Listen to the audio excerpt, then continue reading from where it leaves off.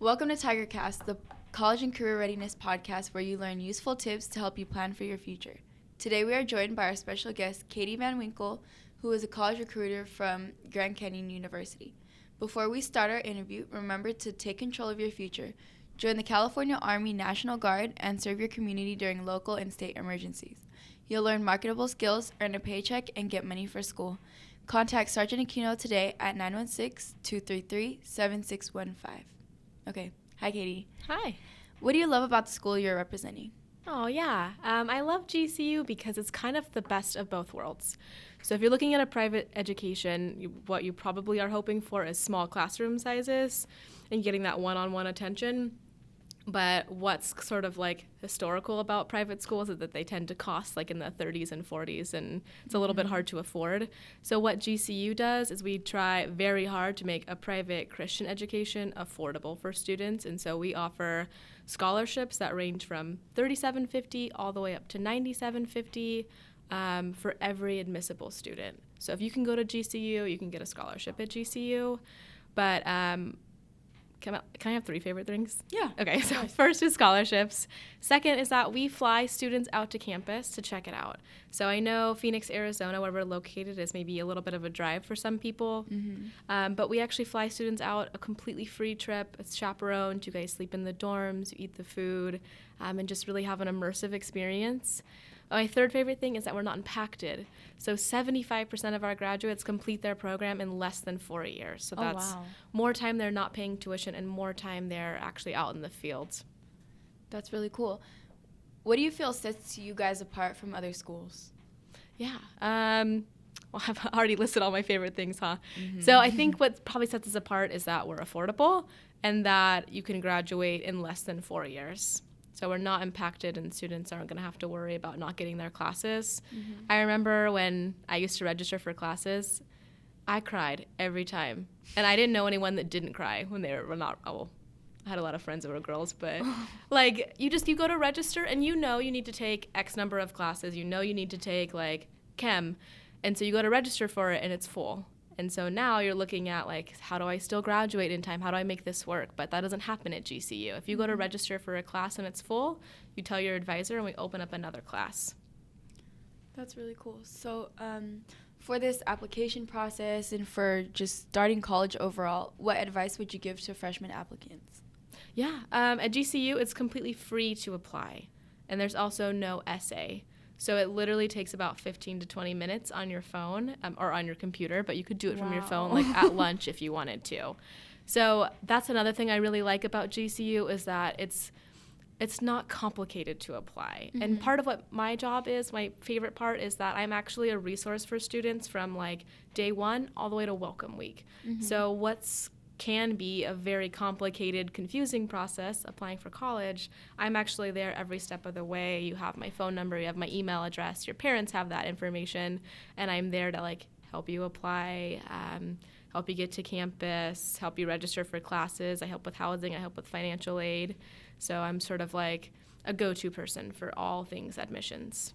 That's really cool. So what are some of the top programs at your school? 75% of our students study like sciences and business. In terms of sciences, we have an excellent nursing program. We have athletic training. We also do a lot of like pre-med stuff. So obviously pre-med, but also physician's assistant, physical therapy. And then we also have exercise sciences. A lot of people study biology. And then we have a really excellent business program as well. And so that includes like we have a hotel, restaurant, and management program. And those students, they work at our hotel and restaurant on campus, and they graduate with 2 years of experience. Wow. Yeah. That's really cool because I know here at Inderkum, there's a lot of people that have different interests, so it's pretty diverse. Yeah. Does your school follow the A through G requirements, and does it require anything above that? Oh, I'm so glad you asked. Actually, we don't require A through G. Oh, wow. So that's really nice. Like maybe some students haven't taken Spanish 2 yet, or just maybe they're like 1 or 2 classes short of A through G. That does not rule you out at GCU. So you just need to have graduated high school, and then our admissions requirements themselves are a 3.0 GPA, a 19 on the ACT, or 1,000 on the SAT. And if you have one of those, you are both automatically admissible to GCU and you qualify for a scholarship. Do you guys offer any merit-based and sports scholarships? We are Division I athletics for over 21 Wow. sports. So we have basketball, baseball, soccer, like golf, tennis, swimming, volleyball, all that kind of stuff. And so the athletic department offers scholarships. We also have a College of Fine Arts that offers scholarships for like theater or dance. We have an honors college that offers scholarships. But then again, every admissible student, like if you can have a 3.0, a 19 on the ACT, or 1,000 on the SAT, you automatically get $3,750 in scholarships, and that's just the base. Okay, aside from academics, you said you guys were D1. So what are some non-athletic clubs on your campus? Oh, yeah. So we do a lot of community service. We work directly with our neighbors to improve the school district itself.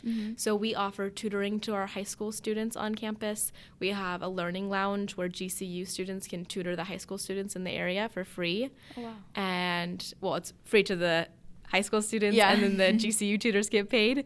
And then we also work with elementary school students. So they come in for some tutoring as well, but every Saturday and Sunday we bring them to the park that's on campus, and we play games with them, tell Bible stories, just lots of fun, engaging activities for the kids. So we do some community service. We actually have the largest Habitat for Humanity contract. We've committed to rebuilding 70 homes in West Phoenix. Then we also have mission trips. We've gone to over 70 countries. We have student leadership on campus. We also have pre-professional clubs, or maybe just a hobby that you have. If you really like knitting, there's a club for that. We have a lot of Bible studies on campus that are available for students, like Young Life, if anyone's interested in that. And then, of course, we have study abroad as well. Wow. So you mentioned service among the children. How's the surrounding city? Is it urban or suburban? Yeah. What's your area like? Sure. So Phoenix is actually the 5th largest city in the U.S., and it is wow. also the sunniest city in the U.S. We get about 85% of sunshine throughout the year. And I know people are probably thinking Phoenix, it's crazy hot, but actually your summer break is April through August. And so you'll be back here in Sacramento for most of the summer. And then the rest of the year, it's actually just pretty temperate. When I was there in November, I answered emails by the pool. Wow. But Phoenix is really, really cool. And I lived in California my whole life, so I, of course, am biased. But when I spent 3 weeks in Phoenix, I was like, wow, this is amazing. There are tons of things to eat. If you are interested in feeling like a foodie, there's so many different places to eat. I mean, I was there for 3 weeks and I didn't eat at the same restaurant twice. There is Flagstaff, Sedona, the Grand Canyon, Las Vegas and LA are only a road trip away. And then the rest of Phoenix it's very urban. And GCU actually has, in terms of safety, we have a closed campus.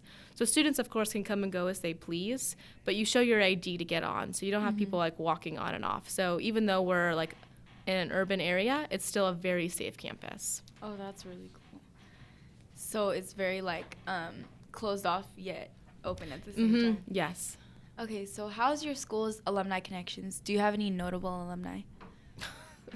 Not that I know of. Okay. I'm sure that we do, except I just don't know any at the moment. I'm so sorry. No, it's fine. Maybe it's fine. This can be another part we edit out. In terms of alumni, or in terms of connections after campus, after graduation, we have a career resource center on campus for students to utilize, sort of what you guys do here, but we work one-on-one with students to if they want to go on to med school or graduate school, we help prepare them for that. If they're looking for different careers, a lot of our students go and do med school, or they go on and get an engineering master's degree, so we help students do that kind of stuff. And then we also have career placement tests for students where they can sort of figure out what's a good fit for their degree if they don't already know. So do students at Grand Canyon University typically graduate with a lot of student loans? The average student graduates, they actually end up paying about half of what the tuition is, just because we have so many scholarships. So our tuition itself is $16,500. We haven't raised that in 10 years. An entire decade has come and gone, and we have not touched the price of our tuition. Wow. But most students end up paying about $8,600 after scholarships. Oh, that's not bad. Yeah. So how many move on to go to grad school? after?